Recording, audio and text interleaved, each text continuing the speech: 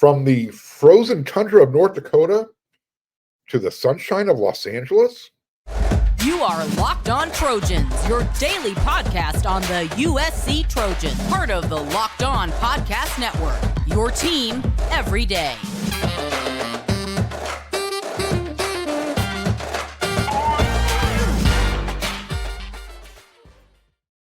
Fight on, everyone. I'm your host, Mark Holkin, and thank you for making Locked On USC your first listen every day. Whether you're watching the show on YouTube or wherever you're going to download your podcast, just remember this show is free, and I always appreciate your support. You can show your appreciation.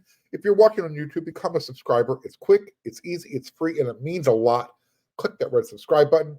It means a lot when you see the thumbs up and you smash it down. And I also don't want you to miss an episode. Click that bell notification.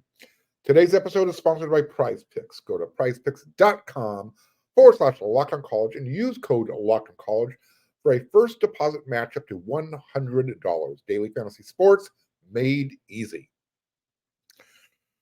So much for USC hoops kind of getting the day all to itself, right? No matter how hard men's basketball tries, they try to stand on their own 2 feet. They are constantly going to be reminded that football is king at USC. Even when King Lebron James is in the house, the same house that Lou Galen built, LeBron James was on hand. His son, Bronny, was making his debut for the Trojans, coming back from his cardiac arrest. So he was out there at Galen Center to see his kid play for the first time. Now, I said the house that Lou Galen built.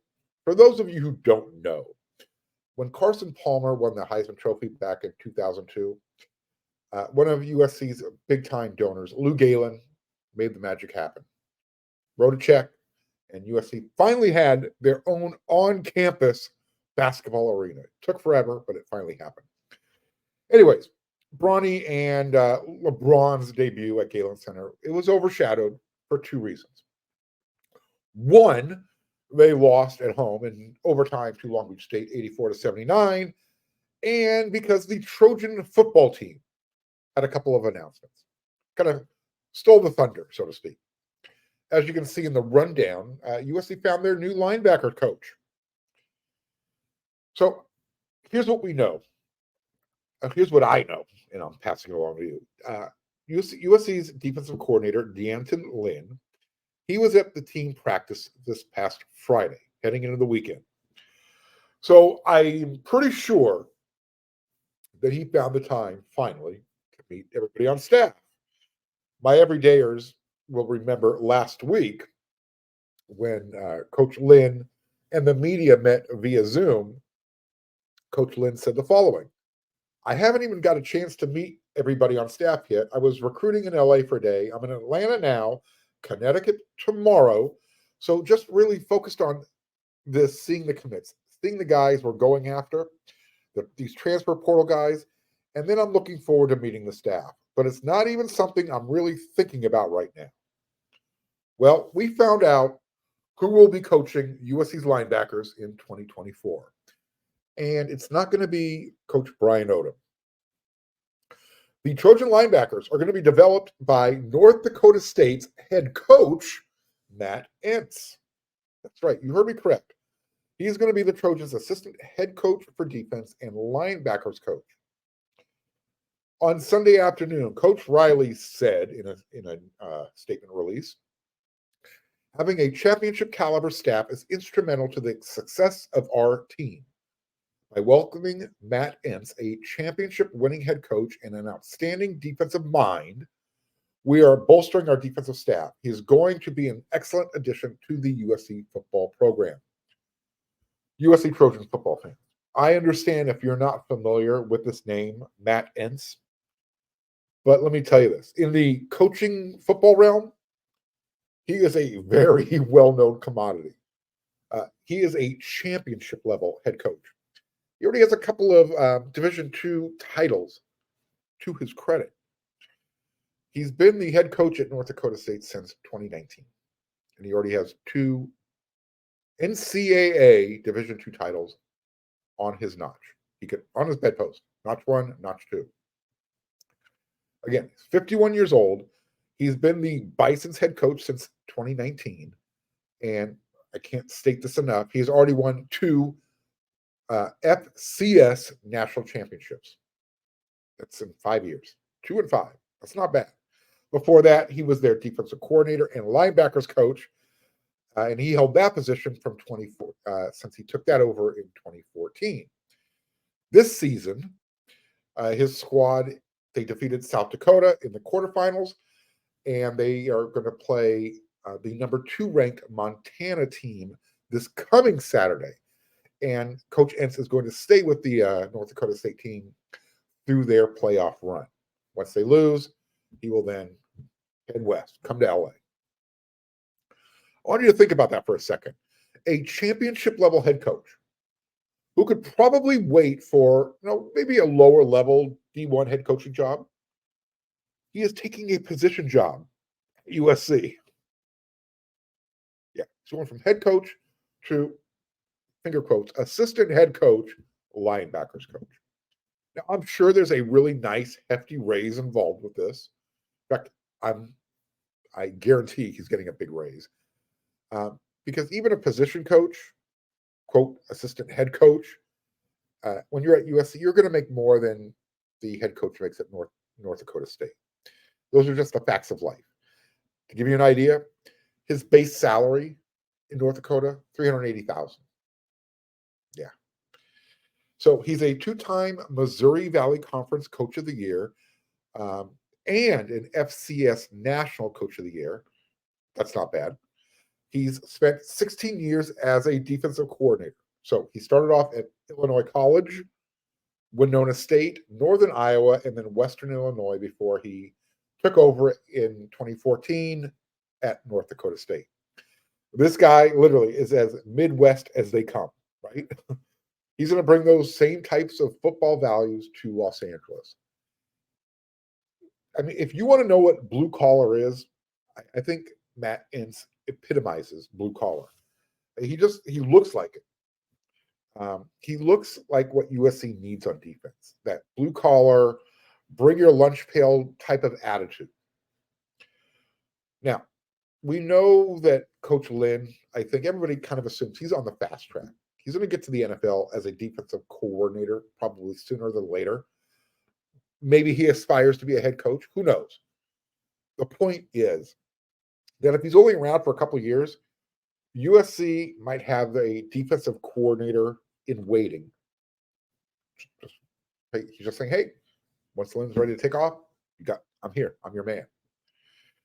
Now, it might seem like Coach Entz is probably overqualified for this particular position. He is, and who cares, right? When I first heard the news, I was at the Galen Center, and I wanted to kind of let that just settle in. Well, let it digest a little bit, see how it felt. So far, I got no complaints. I did a little bit of limited research, trying to watch a basketball game. There's a lot to like. Let me just give you some quick numbers here. 2023, this year, the Bison are number 10 in total defense, number 15 in scoring defense. Last year, number 16 total defense, number 9 scoring. 2021, number 3 total defense, number 1 in scoring defense. In 2020, they were number 24 in total defense, number 20 in scoring defense.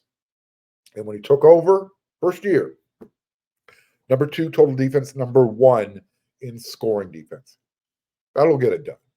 So Entz became the first Division I head football coach. This is a really cool stat. Think about this. The first Division I head football coach to go 16-0 in his first full season at the helm when he took over. 16-0 is 16-0. During his time as head coach at North Dakota State, he's had 8 NFL draft picks, including the number 3 overall pick in 2021, Trey Lance, quarterback. And he's also had 20 players earn All-American honors between 2019 and 2022. Now, Trojan fans are saying, well, Mark, can he recruit? I have no idea. But the guy knows how to develop defenses. He knows how to win. If I'm a recruit, those are the two most important boxes to check off. And if I want to play linebacker, I think I'm going to look at what he's done at North Dakota State. So you know what? That guy could probably develop me too. As I learn more about USC's new linebacker coach, I'll break it down on Locked on USC. But I have to imagine that Coach Odom is going to coach the defense for USC through the Holiday Bowl before he starts his next chapter in his coaching journey. So remember, look, you might not have liked the results on the field this year, Trojan fans, but let's always remember to say thank you and to fight on. Because Coach Odom, he had a boss. His name was Alex Cringe. He was coaching a scheme that he was being told to coach. And let's not forget, he did bring in Taka Curtis. So let's just say thank you, Coach Odom. We hope you move on to bigger and better things. But USC's new linebacker coach, his name is Matt Entz, comes from North Dakota State. And if you look at his resume, the dude is a winner. So with that, thank you, Coach Odom. Fight on. Welcome to the Trojan family, Coach Entz.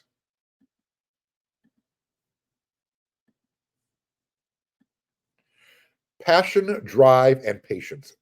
What brings home the winning trophy is also what keeps your ride or die alive. eBay Motors has everything you need to maintain your vehicle and level it up to peak performance. From superchargers, roof racks, exhaust kits, LED headlights, and more, whether you're into speed, power, or style, eBay Motors has got you covered. With over 122 million parts for your number one ride or die, you'll always find exactly what you're looking for. And with eBay Guaranteed Fit, your part is guaranteed to fit your ride every time or your money back. Because with eBay Motors, you're burning rubber, not cash. With all the parts you need and the prices you want, it's easy to turn your car into the MVP and bring home that win.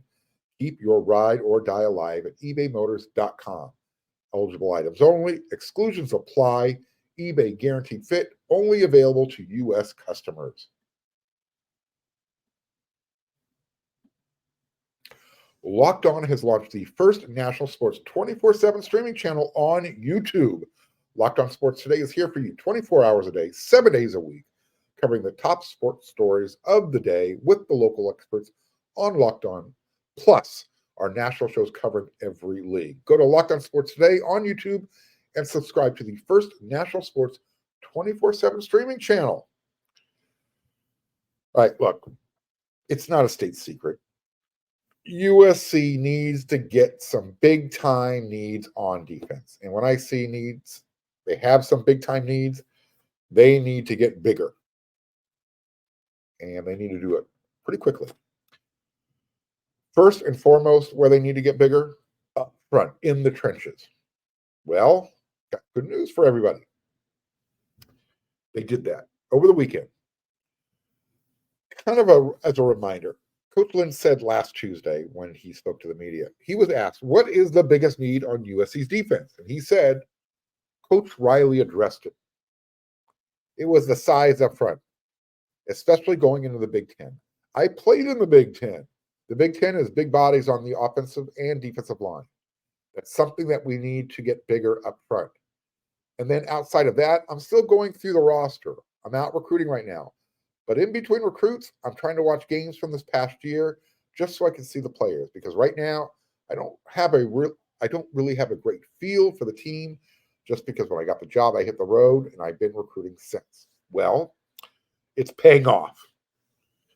USC started to address that issue, and over the weekend on Sunday, they received a commitment from former Vanderbilt defensive lineman. His name is Nate Clifton. And he's announced his commitment to the Trojans. It happened Sunday afternoon. Sitting there in Galen Center, the game's about to tip off. Boom. WeAreSC.com. Boom. Twitter.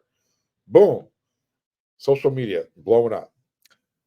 I mentioned on Locked on USC last week that Clifton was going to be spending the weekend in LA. He's going to take an official visit. His first since entering the transfer portal. Well, look, I don't know how much Coach Nua made an impression. However, When Coach Lynn hit the road recruiting, Clifton was one of his first targets.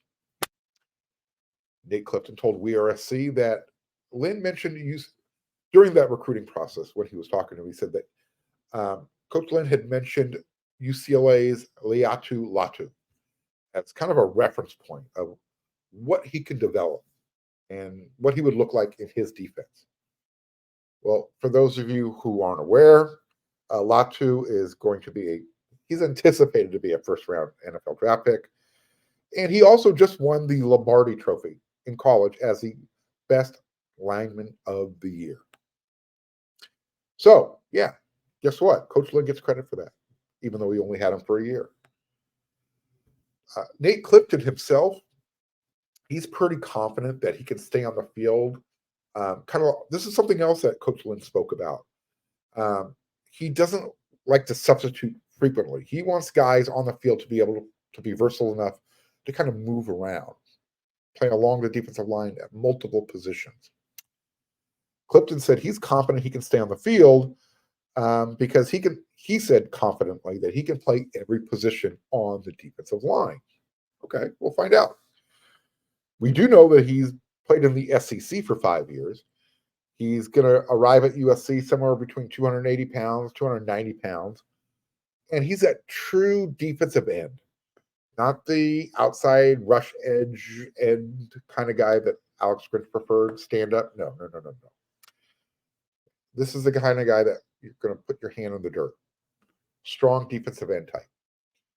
Maybe not as big as Big Cat Leonard Williams, but it kind of gives you at least a frame of reference. You know what I mean?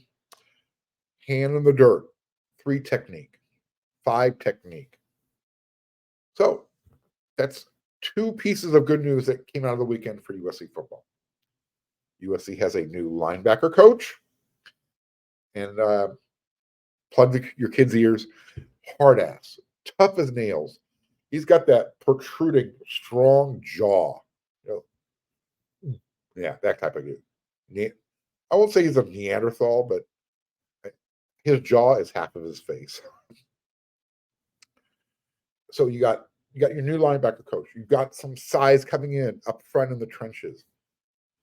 And I told you heading into the weekend that I would give you an update from some of the transfers that USC, that guys who were in the transfer portal, that they were taking some official visits to USC. Well, here you go. Got a couple things. And is USC getting ready to flip an Oregon Ducks commitment? Wide receiver. His name is Dylan Gresham, San Jacinto, California. I saw this young man play during the summer. He was on the same field going up against Xavier Jordan's team. Dylan Gresham is really good. I haven't gotten any feedback on how Gresham's visit went, but here's what you should take into consideration. He was committed to Oregon. Why is he taking a late visit in December, just ahead of the early signing period? Whenever those types of things happen, there's usually a reason. Does this mean there could be some late movement on Essie's end at their wide receiver position? Keep an eye on the situation. That's all I'm going to say. I'm not going to say it's going to happen, but USC could lose one of the wide receivers that are in this recruiting class and pick up another. Just saying. Early signing period is December 20th. That's when it opens, and I believe it's open for 4 days. Is USC hitting the junior college ranks for an offensive lineman? Well, over the weekend, offensive tackle Maurice Rodriguez, he's at Saddleback College in Orange County. He's a native of LA. I mentioned he's playing at Saddleback. He's already taken a visit to Texas Tech, and he has a visit set up for Florida on December 15th. He was at USC. You would think that a local product would put USC in the driver's seat. We'll see. One of the things to keep in mind, USC and junior college transfers, A lot of boxes to check off. We'll see if that happens. Defensive lineman, GD Abasiri. Gosh, I hope I said that right. Minnesota. Again, he's very similar to Nate Clifton. USC feels good about this one. They have a shot that they can flip him. Sean Nua, Trojans are doing everything they can to kind of close this deal with him. The only thing maybe that would keep him from flipping to USC, distance. Keep you updated. We'll see where that goes. USC was hoping to have a visit from a Washington Husky commit. His name is Dominic Kirks, defensive lineman, plays in the middle of the line. He didn't visit. They're hoping to get him on campus before the 20th. We'll see what happens there. But keep an eye on this name, DeAndre Jules, 6'3", 310 pounds, University of Pittsburgh. He played all 12 games for the Panthers. He started 6 at defensive tackle. He had 24 tackles, 7.5 TFLs, 2 sacks, and he also forced a fumble. Like I said, this is USC's pushing hard here. I don't know if they'll get him, but he's supposed to visit USC next weekend. So, again, keep an eye on that one. And then I want to give you one last quick bit of team news. Nothing to do with any transfers, but Caleb Williams. As you know, we haven't heard from him yet. We found out from Lincoln Riley on Monday last week in a very matter-of-fact, nonchalant, oh, by the way, he's not playing in the Holiday Bowl. Still no word from Caleb on his future. But were you shocked as much as I was when you saw the Heisman voting released? Not only was Caleb not in New York for the Heisman ceremony, he wasn't even in the top 10 of voting. Yeah. Last year's winner didn't even make the top 10. Not one vote came in for Caleb. Not one. I found that pretty interesting. And I found it interesting only because this year's winner, Jaden Daniels, LSU, 3 losses. Here's the difference. USC lost 5 out of their last 6 games down the stretch. And I don't know if this played a role. The losses definitely played a role. But Caleb kind of no-showed a few times when it was time to talk to the media after games, including his final game, what everyone is anticipating as a Trojan. After that UCLA game, didn't talk to the media. So, again, thank you, Caleb Williams. But maybe one of these days we're going to hear from you, maybe before the Holiday Bowl, before the draft. I'm sure we'll hear from him sooner rather than later. But you would think, Miller Moss has been named the starting quarterback for the Holiday Bowl. Lincoln Riley has let the cat out of the bag. Maybe Caleb would feel comfortable enough to talk with the media. Who knows? Maybe sometime this week. Maybe I'll have an update for you. I'll let you know. When I hear something, you'll hear something.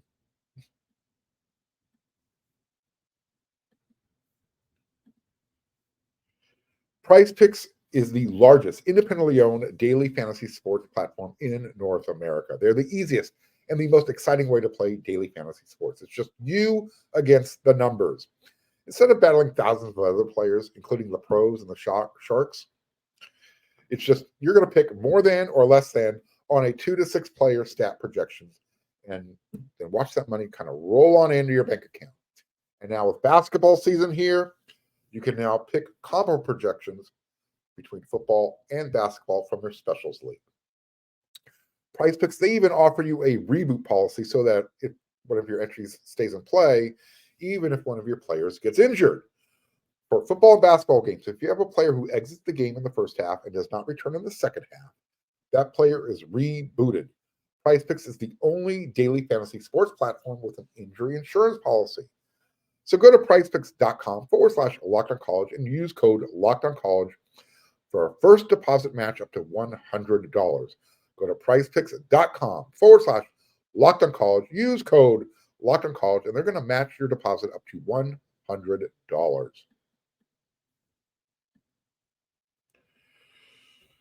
All right, we're going to talk a little bit of hoops before we get out of here.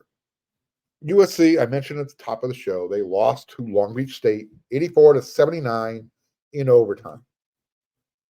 But USC got to kind of, I think LeBron James is USC's version of Taylor Swift.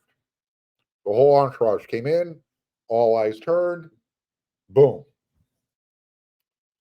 Didn't help. Sold out crowd. And let me tell you something. So far, USC's hoop season, they fell to 5-4 on the season now. It's starting to feel like USC's football year.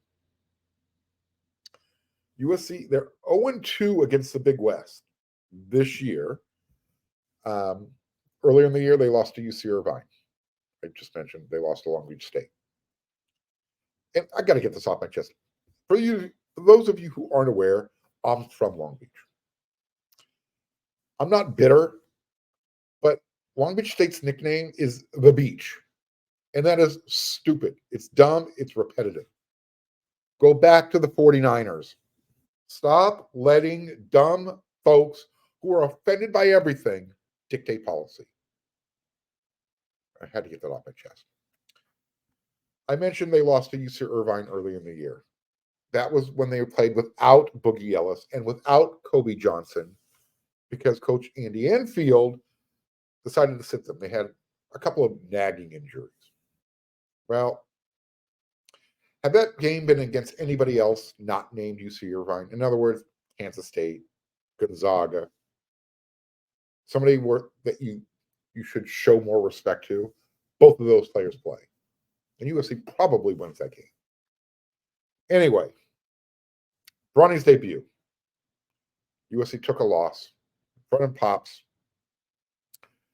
84-79 in overtime. And that was after they actually took a 45-30 lead into the locker room at halftime. Yeah, USC held a 15-point lead at halftime. Came out of the gate strong, locked in on defense. They did pretty much what they wanted for the most part. Even with 8 first-half turnovers. Bronny came to the game. I'm trying to remember how much time. I think it was like 12 minutes or so. He didn't score in the first half, but he did have a really nice. You could see the apple doesn't fall far from the tree. A lot of his father's game is in Bronny James. Plays hard on defense, blocked a shot, had a couple of assists, rebound, made a 3-pointer, 1 for 3 from the field, but that was his stat line. 3 points, a couple of assists, a couple of rebounds, and a block shot. And he did that in 16 minutes of action. He was on a leash when it came to how many minutes he could play. Look, when you knew this was going to eventually catch up with USC. They've been shooting free throws a lot better this year, but when you make 20 in a game, you can't miss 16. You're not going to win close games down the stretch. Yeah. 20 out of 36 from the free throw line. And here's the thing. You shouldn't need to make your free throws, or at least that many of them, against an average team like Long Beach State. In the second half, whatever mojo and energy they had, they left it in the locker room. They just looked like a completely different team. Like they didn't care. There was no more defensive energy. They turned the ball over another 11 times. As a team, 7 for 31 from behind the arc. Overall, they were 26 for 64 from the field. That's terrible. I mentioned Bronny James, 4 points, 2 assists, 3 rebounds. I hate doing this, and I'm not sure this is the right time, but I'm going to throw it out there. Give me the comments. You know where to find me. Has Coach Andy Enfield, has he hit his ceiling at USC? I don't like asking the question, but I have to ask the question. Way too much talent he's recruited every year, and he's developed it for the NBA. But every year, we're having these same kind of results on the floor. And he's got a true point guard now. But the offense is still, it's just a bunch of one-on-one stuff. Big games, this team disappears. It's like whenever there's pressure, they kind of shrivel up. You see it. Guys don't want to shoot the ball. In Andy Enfield's tenure at USC, we've got an Elite Eight, got a Sweet 16. Like I mentioned, bunch of guys being drafted in the NBA. But other than that, I don't know. I don't want to look. I can go over the stats from the game, but why? It was ugly. My issue is why this team does not play 40 minutes. This team is built to go deep into the tournament. You got a point guard. You got a shooting guard. You're supposed to have one of the best backcourts in the country. You got size down low. You got Vince Uwachukwu. You got Joshua Morgan. You got Kajani Wright. You got Arrington Page. Bronny James is working himself into game shape. But these guys, you need to make shots on the outside. Every single, and these guys, they're wide open, whether it's Harrison Hornery, whether it's DJ Rodman, Boogie Ellis. He's wearing down already. He airballed a 4-footer. And when you're tired, you make poor decisions. When you need a 3-pointer, why are you driving to the basket? Not smart basketball. Anyways, I'm not going to bore you anymore with basketball.